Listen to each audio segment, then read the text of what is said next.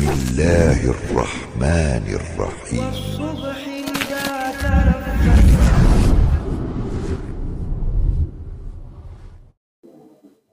Assalamualaikum warahmatullahi wabarakatuh.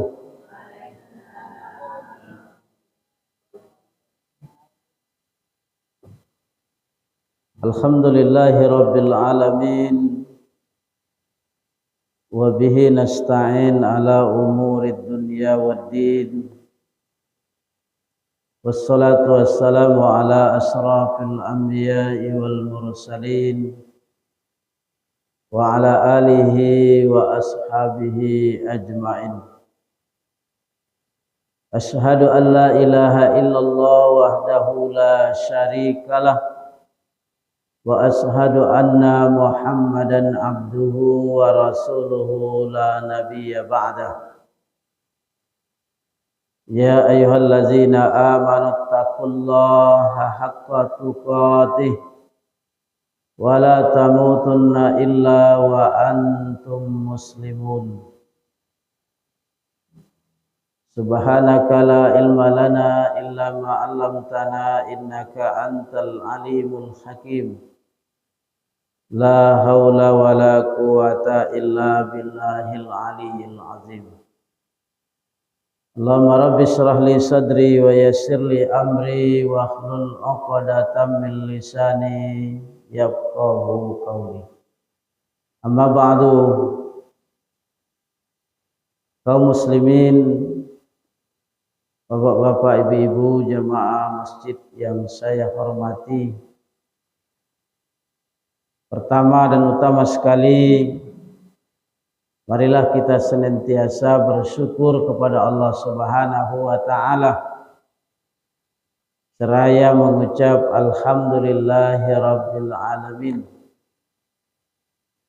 Subuh ini kembali kita bersama dipertemukan oleh Allah Subhanahu wa taala di tempat yang paling mulia di muka bumi ini, yakni masjid, dalam acara yang sangat dicintai oleh Allah Subhanahu wa taala, yakni majelis zikir ataupun majelis ilmu. Mudah-mudahan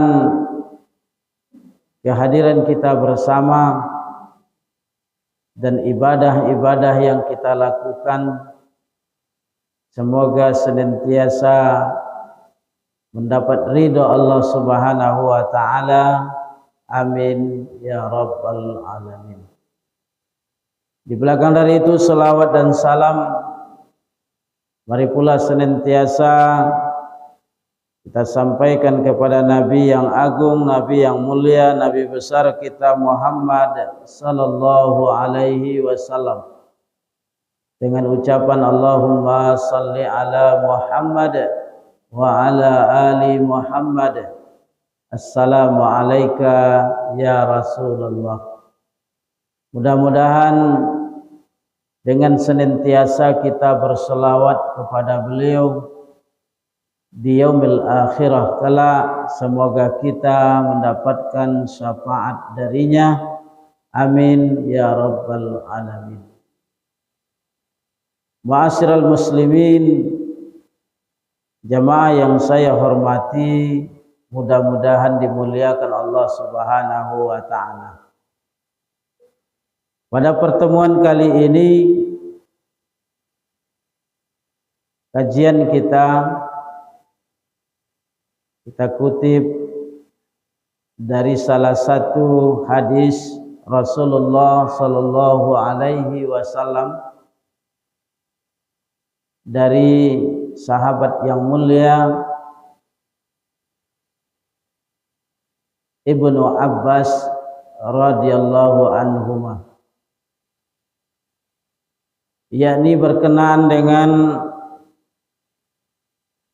4 perkara apabila kita miliki maka itu lebih baik daripada kebaikan-kebaikan yang kita dapatkan di dunia dan di akhirat. Jemaah yang dimuliakan Allah Subhanahu wa taala,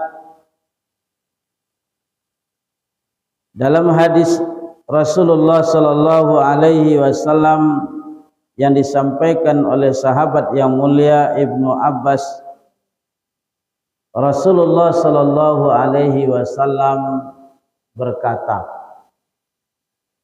apa kata Rasulullah sallallahu alaihi wasallam? An Ibni Abbas anna Nabiyyu sallallahu alaihi wasallam qala, dari Ibnu Abbas adalah rabi kita Nabi Muhammad sallallahu alaihi wasallam berkata. Apa kata Rasulullah?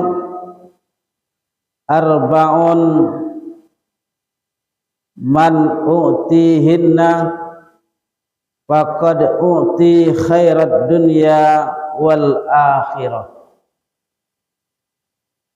Kata Nabi, ada 4 apabila Allah berikan kepada kita, kepada seseorang, faqad u'ti khairat dunya wal akhirah, maka ia telah mendapatkan dunia dan akhirat. Selanjutnya Rasul berkata, yang pertama kata Rasulullah, qalbun syakiran. Yang kedua kata Rasulullah, walisanu zakiran. Yang ketiga kata Rasulullah, wa badanu alal bala sabiran. Yang keempat kata Rasulullah sallallahu alaihi wasallam, wa zaujatuhu la tabghihi khawnan fi nafsiha wa malihi. Yang keempat kata Rasulullah, apabila kalian memiliki istri yang tidak berkhianat terhadap dirinya dan terhadap hartanya. Hadis ini diriwayatkan dari Imam At-Tabrani dari sahabat yang mulia tadi Ibnu Abbas. Jemaah yang dimuliakan Allah Subhanahu wa taala, untuk lebih singkatnya kita mulai dari yang pertama. Pertama kata Rasulullah sallallahu alaihi wasallam, siapa yang diberikan oleh Allah Subhanahu wa taala 4 perkara, maka itu lebih baik dia telah mendapatkan dunia dan isinya, kata Rasulullah sallallahu alaihi wasallam. Yang pertama adalah qalbun syakiran, yaitu hati yang senantiasa bersyukur. Jemaah yang dimuliakan Allah Subhanahu wa taala, memiliki hati yang bersyukur adalah sebuah kenikmatan yang besar yang apabila Allah berikan kepada kita. Sebab apa kaum muslimin menjadikan hati kita hati yang senantiasa bersyukur? Tentu tidaklah dengan mudah. Seperti mudahnya kita membolak-balikkan telapak tangan. Sebab kaum muslimin jemaah yang dimuliakan Allah, hati yang bersyukur inilah hati yang sangat dimuliakan ataupun dicintai oleh Allah Subhanahu wa taala. Betapa banyak kita dalam hidup menerima berbagai nikmat dari Allah Subhanahu wa taala, tapi seolah-olah nikmat itu tidak ada apa-apanya di sisi kita. Allah anugerahkan kepada kita nikmat yang besar, tapi terkadang kita menganggap nikmat yang besar itu nikmat yang biasa-biasa saja. Betapa Allah Subhanahu wa taala telah memberikan kepada kita berbagai fasilitas dalam hidup, tapi fasilitas itu menurut kita belum ada apa-apanya. Nah, karena itu kaum muslimin, kenapa kita menganggap itu seperti yang sudah saya katakan tadi? Karena memang hati kita hati yang tidak bisa ataupun tidak pandai bersyukur kepada Allah Subhanahu wa taala. Tetapi apabila kita punya hati yang selalu bersyukur, maka nikmat yang kecil itu adalah besar di mata kita. Nikmat yang sederhana itu adalah nikmat yang sangat berharga bagi kita. Pemberian dari Allah Subhanahu wa taala yang hanya mencukupi kebutuhan harian kita, kehidupan kita, tapi itu kita anggap sesuatu yang luar biasa dari Allah Subhanahu wa taala. Kalau hati kita pandai bersyukur. Oleh karena itu jemaah yang dimuliakan Allah, tentu kita berharap agar kita ini termasuk orang yang diberi oleh Allah anugerah hati yang bersyukur kepadanya. Sebab apa kaum muslimin? Kita menyadari bahwa apabila kita senantiasa bersyukur kepada Allah Subhanahu wa taala, maka syukur itu membuat hidup kita jadi tenang. Kalau kita bersyukur kepada Allah Subhanahu wa taala, maka hidup ini selalu indah di hadapan kita. Kalau kita bersyukur kepada Allah Subhanahu wa taala atas anugerah yang diberikan kepada kita, maka insya Allah kita dijadikan oleh Allah bagian daripada hamba-hamba yang bersyukur. Karena itu kaum muslimin, kita selalu berharap, berdoa kepada Allah, semoga hati kita ini termasuk hati yang bersyukur. Nah, jemaah dimuliakan Allah Subhanahu wa taala, apa contohnya orang yang hatinya selalu bersyukur itu? Tentu kita mengambil contoh manusia yang dimuliakan oleh Allah Subhanahu wa taala, yakni Nabi Sulaiman alaihi salam. Nabi Sulaiman alaihi salam, tidak ada di antara kita yang tidak mendengar kisahnya,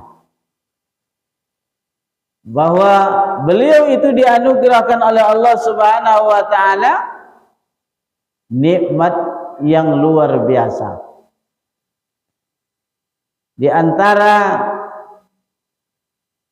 124.000 nabi, 25 nabi dan rasul yang wajib kita ketahui, yang paling kaya, yang diberikan anugerah oleh Allah harta yang banyak adalah Nabi Sulaiman alaihi salam. Tidak saja dia memiliki harta yang banyak, tetapi Nabi Sulaiman diberi anugerah oleh Allah Subhanahu wa taala bisa mengatur makhluk yang namanya jin. Nabi Sulaiman juga bisa mengatur makhluk lain selain daripada jin dan manusia. Misalnya burung hudhud. Begitu hebatnya anugerah yang Allah berikan kepada Nabi Sulaiman, maka Nabi Sulaiman ini adalah seorang nabi yang mendapatkan nikmat yang besar dari Allah Subhanahu wa taala. Ketika Nabi Sulaiman ditanya tentang apa yang dia peroleh tersebut, maka Nabi Sulaiman mengatakan, haza min fadli rabbi. Nikmat yang saya terima ini, kata Nabi Sulaiman, adalah karunia dari Allah Subhanahu wa taala. Coba kita bayangkan. Dia tidak petantang petenteng dengan nikmat yang Allah berikan. Dia tidak sombong sedikit pun dengan nikmat yang Allah berikan. Dia tidak malah melupakan nikmat yang Allah berikan kepadanya. Tapi dia menyadari bahwa yang dia terima itu semuanya harta yang banyak, bisa mengendalikan makhluk lain selain daripada manusia, itu adalah karunia dari Allah Subhanahu wa taala. Pemberian dari Allah.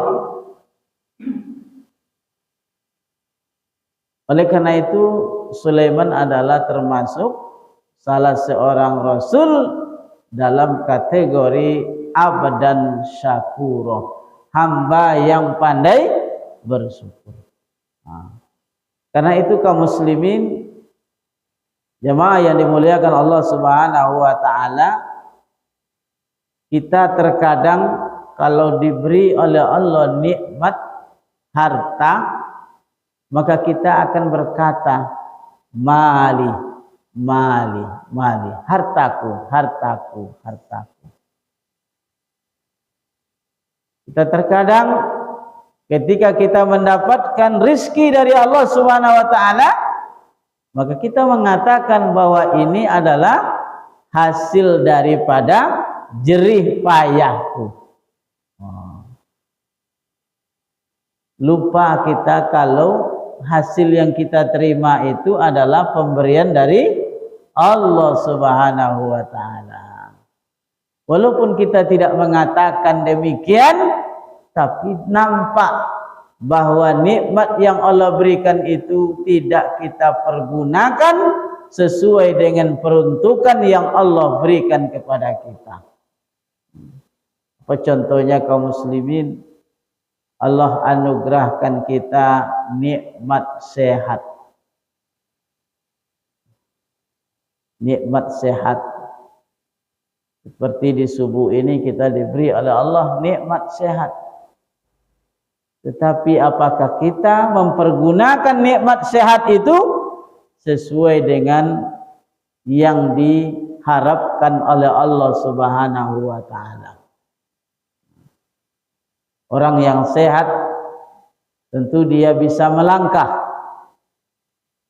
Karena itu gunakan sehat yang Allah berikan, bisa melangkah, kita langkahkan kaki kita untuk menuju rumah Allah Subhanahu wa taala. Kita punya fasilitas kendaraan, kita gunakan untuk mengantarkan kita kepada menuju Allah Subhanahu wa taala. Allah berikan kita rezeki yang lain, maka kita gunakan untuk mendekatkan diri kita kepada Allah Subhanahu wa taala. Nah, terkadang awak kalau diberi sehat di Allah, kemana guna sehat tu? Kadang-kadang kita gunakan tidak sesuai dengan peruntukan yang Allah berikan kepada kita. Maka jemaah yang dimuliakan Allah, kakinya yang bisa melangkah, matanya yang bisa melihat, harta yang Allah berikan, fasilitas kendaraan yang kita diberikan oleh Allah, tapi awak tidak pergunakan untuk menuju keridhaan Allah Subhanahu wa taala. Bahkan malah kita menganggap anugerah yang Allah berikan kepada kita itu sesuatu yang biasa-biasa saja. Padahal itu adalah nikmat yang luar biasa. Contohnya tadi sehat. Sehat itu nikmat yang luar biasa. Sebab apa? Kalau awak tidak diberi sehat di Allah, tentu hidup ini tidak lagi jadi indah. Tak lomak leh kalau tak sehat. Apapun yang awak miliki, kalau awak tak sehat dah ada nikmat leh bu. Ya kan? Makan. Kalau tak sehat, leh mau selera makan. Tak leh ni lomak leh. Apapun kalau tak sehat tak ada, makanya tak kan leh lomak cik aja dah. Apa sebab?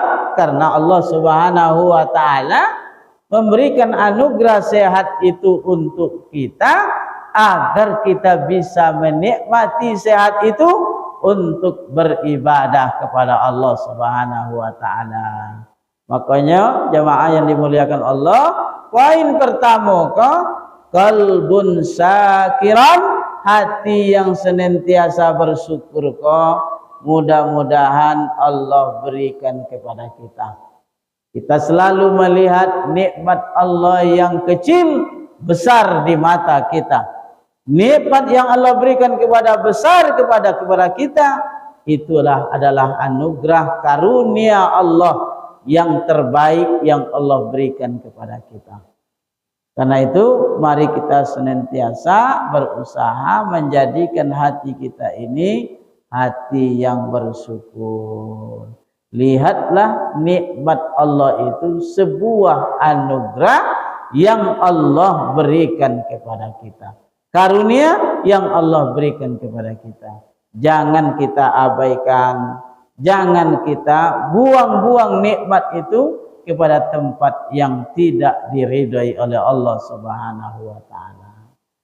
Nah, jemaah ini muliakan Allah, kita lanjutkan yang kedua. Dalam hadis Ibnu Abbas ini, anugerah Allah yang diberikan kepada kita, kalau kita mendapatkan maka ia telah mendapatkan kebaikan dunia dan akhirat. Yang kedua kata Rasulullah sallallahu alaihi wasallam, walisanu zakiran, yaitu lisan yang selalu berzikir. Ini adalah harapan kita juga. Mudah-mudahan lidah kita ini lidah yang selalu berzikir kepada Allah Subhanahu wa taala. Apa sebab? Kalaulah lidah kita, lisan kita ini selalu diperuntukkan untuk senantiasa berzikir kepada Allah Subhanahu wa taala, tentu inilah yang akan menjadi bagian yang paling kita harapkan nanti di akhirat. Maka banyakkan lidah kita ini berzikir kepada Allah Subhanahu wa taala. Di pagi-pagi ini tentu zikir kita banyak. Banyak. Pertama yang harus kita baca, Allahumma bika asbahna wa bika amsayna wa bika nahya wa bika namut. Ini salah satu bentuk zikir kita kepada Allah. Subhanallah, alhamdulillah, la ilaha illallah, Allahu akbar, la ilaha illallah wahdahu la syarikalah, lahul mulku wa lahul hamdu yuhyi wa yumit wa huwa ala kulli syai'in qadir. Ya, banyak kita berzikir. Kenapa kalau lisan kita ini kita pergunakan untuk berzikir kepada Allah Subhanahu wa taala?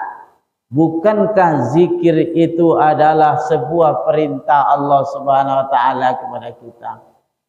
Ya ayyuhalladzina amanu zkurullaha zikran katsira. Wahai orang-orang yang beriman, ingatlah kalian kepada Allah dengan ingat yang banyak.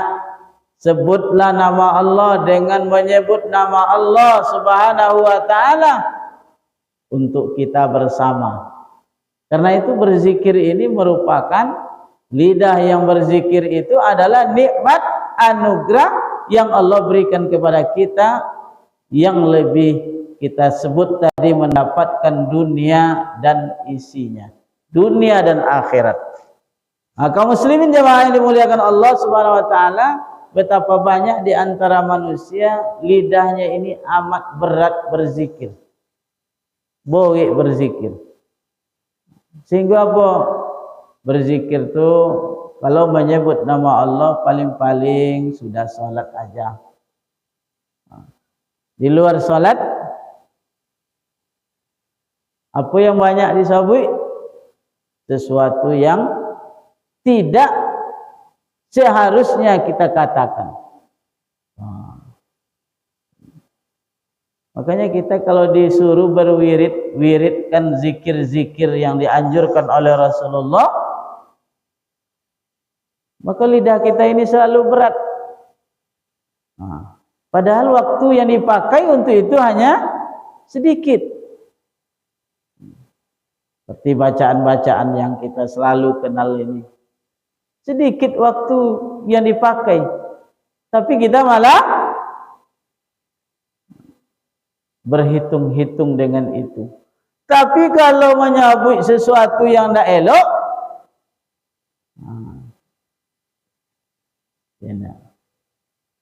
tu lamu kau tuli dipakai tak suka kojek.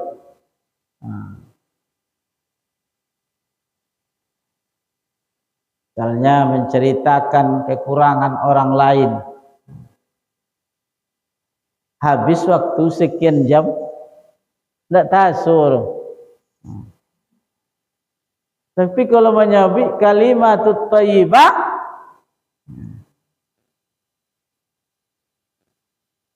seperti yang selalu sudah saya katakan, wiridkan 100 setiap pagi, setiap sore, tapi boy bonong sudah awak nyebut turun. Boy. Kadang-kadang awak sudah salat zikir yang masyhur yang selalu dibaca nak sempat baca tu. Subhanallah 33, alhamdulillah 33, Allahu akbar 33, la ilaha illallah lengkap 100. Payah. Maka ada di antara awak kaum muslimin begitu selesai salat alasannya sederhana. Apa? Salat tu kan zikir. Salat tu kan zikir. Karena sudah berzikir dalam salat, sudah salat dah boleh menyediakan waktu untuk berzikir. Bagaimana kita mau mendapatkan lidah yang selalu berzikir ini? Tak mungkin dapat dah. Boik lidah tu berzikir. Tanda boiknya apa?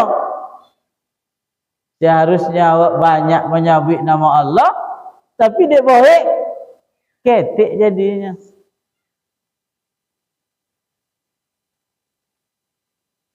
Makanya kaum muslimin jemaah yang dimuliakan Allah, mudah-mudahan lidah kita ini selalulah basah dengan zikir.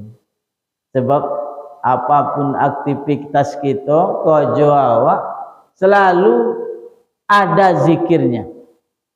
Ya, nah. Apa je lah bu, berjalan awak, ya kan? Ketika mendaki, apanya Rasulullah yang kena awak baca? Ketika menurun, apa ni ketika awak baca? Banyak bacaannya. Ketika mendaki Allahu Akbar, ketika menurun Subhanallah.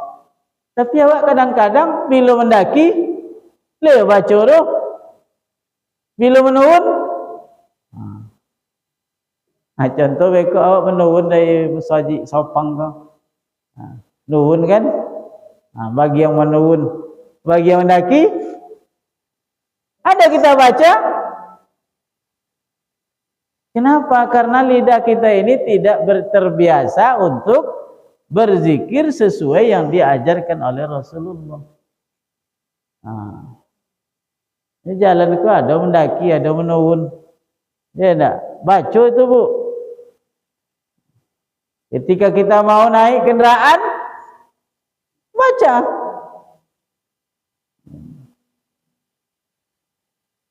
Namun kita selalu tidak melakukan itu. Makanya lidah awak kau, lidah yang tidak biasa banyak berzikir kepada Allah Subhanahu wa taala. Padahal setiap kalimat yang kita baca semuanya bernilai ibadah di sisi Allah Subhanahu wa taala. Jangankan yang lebih besar, yang lah biasa awak buat pun lupa je awak tahu. Contoh tu, kadang dia makan pun lupa je berzikir. Sudah makan pun kenapa ini? Karena memang kita ini akan selalu diusahakan oleh syaitan laknatullah supaya awak kau jauh dari Allah Subhanahu wa taala. Sebab apa? Kalau orang banyak berzikir tentu dokek dengan Allah. Fazkuruni azkurukum. Maka ingatlah kalian kepadaku, niscaya aku ingat kepada kalian. Waskuruli wala takfurun. Bersyukurlah kalian kepadaku, jangan kalian mengingkari. Dekat jauhnya Allah dengan kita tergantung di awak. Kalau banyak awak mengingatnya, ia banyak mengingat awak. Kalau awak banyak melupakan ia pun lupa ke awak. Oleh karena itu, makanya jangan sampai kita ini berat sekali lidah ini berzikir. Bacalah zikir-zikir yang masyhur yang sudah diajarkan oleh Rasulullah, yang disampaikan melalui sahabat, tabi'in, tabi'in, salafus saleh. Baca banyak-banyak. Supaya apa? Supaya hati kita ini, lidah kita ini, lidah yang senantiasa bersyukur kepada Allah.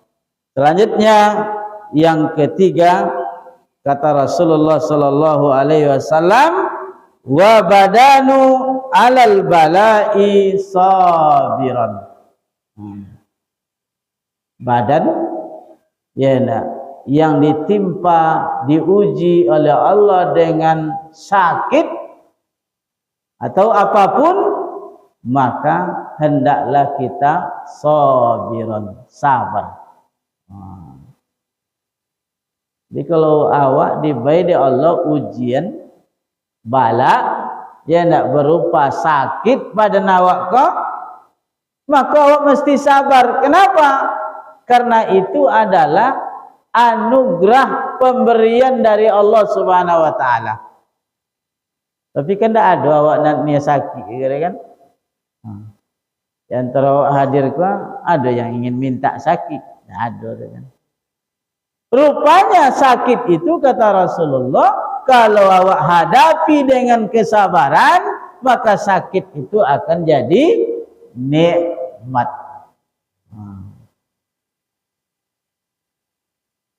Apa sebab jadi nikmat? Karena memang setiap kita sakit, kita pasti mengadu kepada Allah. Makanya kalau sakit gigi kan, pegang gigi, tentang gigi ini sakit itu apanya awak? Ya Allah, ya Allah, ya Allah. Atau kita baca zikir doa yang diajar Rasul.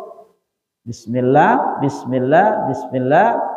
A'udzubika biqudratika biqudratihi min syarri ma ajidu wa uhaziru. Atau doa yang lain. Sakit kau sebetulnya kalau diberi kata kita yakin dan percaya dengan apa yang disampaikan oleh Rasul itu adalah nikmat. Maka tadi arbaun man u'tihinna faqad u'tiya khairan minad dunya wal akhirah. Siapa yang diberi oleh Allah 4 perkara itu, maka itu baik baginya di dunia dan di akhirat. Apa sebab? Tadi kata Rasulullah, wa badanu alal bala sabiran. Ya tak? Ketika badan kita diuji oleh Allah, fisik kita diuji oleh Allah, sebab ujian misalnya sakit, lalu awak sabar, itu adalah pemberian dari Allah Subhanahu wa taala. Sebab apa? Bisa kalau awak sakit, pertama tadi menambah doa awak dengan Allah. Buktinya apa? Awak selalu menyebut asma Allah. Awak selalu meminta kepada Allah. Jadi kalau sehat, kodok nyabik nama Allah dia. Nah. Yang tadilah diberi sehat di Allah, labi nasi 2 pinggan, lupa baca alhamdulillah. Ya. Tapi kalau sakit, insya Allah tidak ada satupun manusia yang tidak mengeluh apa yang dia derita itu kepada Allah. Ya. Makanya nikmat diuji dengan bala ini adalah sebuah anugerah dari Allah Subhanahu wa taala. Jadi bertambah doa awak dengan Allah. Yang kedua, penyakit itu akan menghapus dosa-dosa kita. Ya, nah. Jadi kalau sakit, dosa otomatis dihapus. Makanya kalau sakit awak, yang pertama dicabut di malaikat apa? Keceriaan wajah. Kalau sakit tidak elok mukur, masam je bahasa awak. Ya. Yang kedua yang dicabut apa? Selera, rasa dalam diri kita. Maka kalau sakit, tidak dosa oleh.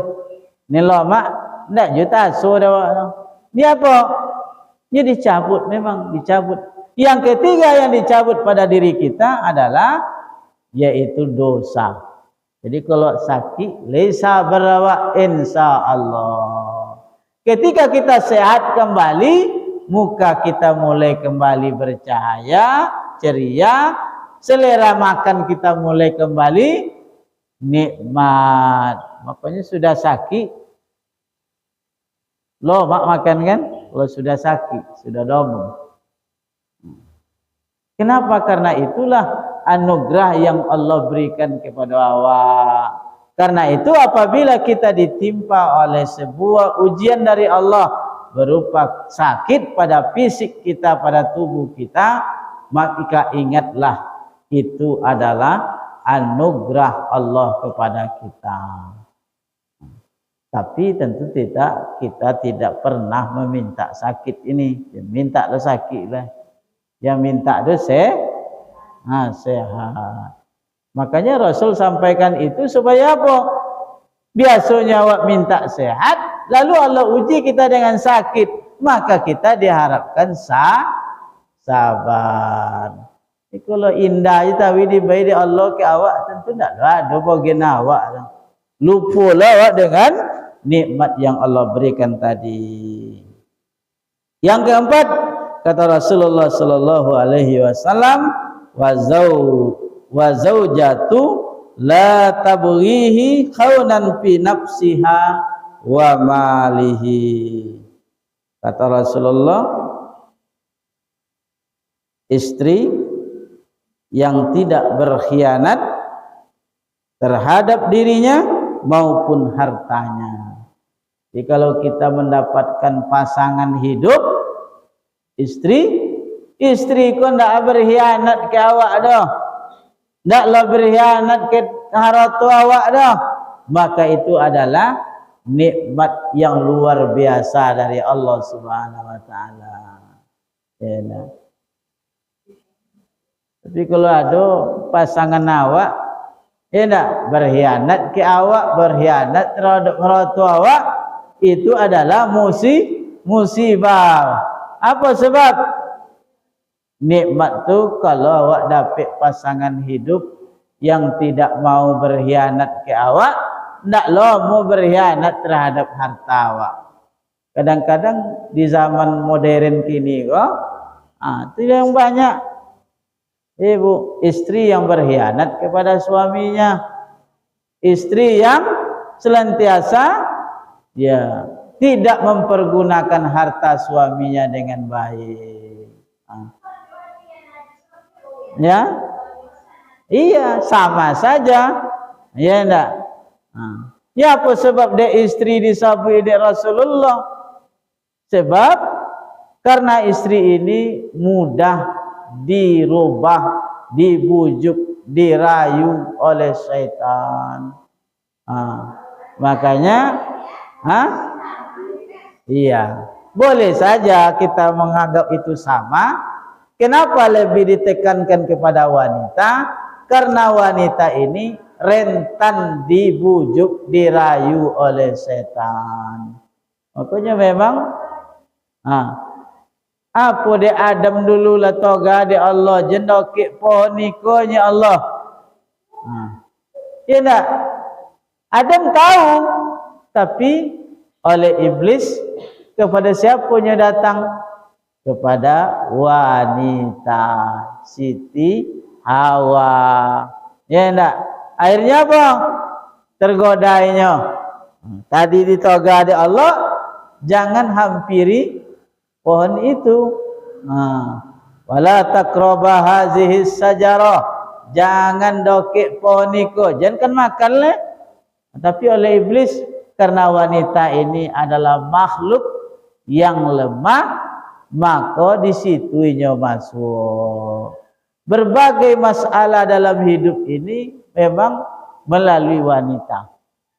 Maka kata Rasulullah, tentu kita mesti berhati-hati juga. 3 hal yang selalu membuat kita ini hancur. Pertama harta, kedua tahta, ketiga wanita. Ya. Memang kalau lah 3 kok berperan dalam hidup, tak boleh lebu. Orang tu, kalau awak lah mabuk dek orang tu, tak channel le. Ya kan, tak awak ni matur orang tu, oleh orang tu matur awak. Itulah mabuk dek orang tu tu. Kan banyak orang orang tu maturinya. Kalau dulu contoh dek ustaz-ustaz, kalau nawu super band banyak, cik alun pulang lah. Maghrib lah masuk. Ya enggak? Alun tunggu lalu supaya maghrib. Orang tu cakap alun pulang lah. Atau kalau beternak, ya enggak? Berkabau. Alun basuh siku lah. Alun semayang lah. Ya enggak? Kalau berdagang, ada je pembeli lah. Layani je dulu. Inilah makanya harta ini sangat berbahaya. Makanya Rasul berdoa, jangan sampai harta ini diletakkan di dalam hati, tapi diletakkan dalam genggaman. Tahta juga begitu. Ya enggak? Kedudukan, pangkat dan jabatan itu selalu menggoda kita. Makanya awak balumbo-lumbo kan monce itu. Kalau kini kan menghadapi bulan Syawal, pilkada serentak, kita tengok dah awak. Lah mulai kan, lah ponulo dek gambar balik calon gub dan wagub, calon bupati dan calon wakil bupati. Belum ya. Ini tergantung tentu le dopek sompannya tu indak. Kalau dapet maju tu, kalau indak enggak jadi tu. Yang ketiga tadi adalah wanita, karena memang wanita ini adalah makhluk istimewa di sisi Allah Subhanahu wa taala. Dia diciptakan dari tulang rusuk yang sebelah kiri, sifatnya bengkok. Kalau tidak dipelihara baik-baik, maka wanita ini akan senantiasa mudah jatuh kepada sesuatu yang dibujuk, dirayu oleh setan. Karena itu Rasul katakan bahwa an-nisa imadul bilad, iza fasadal bilad wa iza, kemudian kata Rasul, wanita itu tiang negara. Apabila baik wanita, baik negara. Apabila rusak wanita, maka rusaklah negara. Karena itu apa? Kata Rasulullah, kalau kita memiliki pasangan istri yang tidak berkhianat kepada kita, tidak berkhianat terhadap harta kita, maka kita berarti mendapatkan kebaikan dunia dan akhirat. Inilah kajian kita subuh hari ini. Mudah-mudahan ompek perkara yang Allah sebut, Rasul sebutkan ini dapat lo de awak daa. Pertama, punya hati ya yang bersyukur, yang kedua punya lidah yang berzikir, yang ketiga kalau diuji dengan sakit mudah-mudahan kita bersabar. Kemudian apabila punya pasangan yang senantiasa mendapatkan kebaikan, tidak berkhianat terhadap diri kita, tidak berkhianat terhadap harta yang kita miliki. Mudah-mudahan kajian ini mendapat menjadi mau'izah, pelajaran bagi kita bersama. Amin ya rabbal alamin. Saya mohon maaf kepada kita semua kalau ada kehilapan dan kesalahan. Subhanakallahumma rabbana wa bihamdika, sadalla ilaha illa anta astaghfiruka wa atubu ilaik. Billahi taufiq wal hidayah. Wassalamualaikum warahmatullahi wabarakatuh.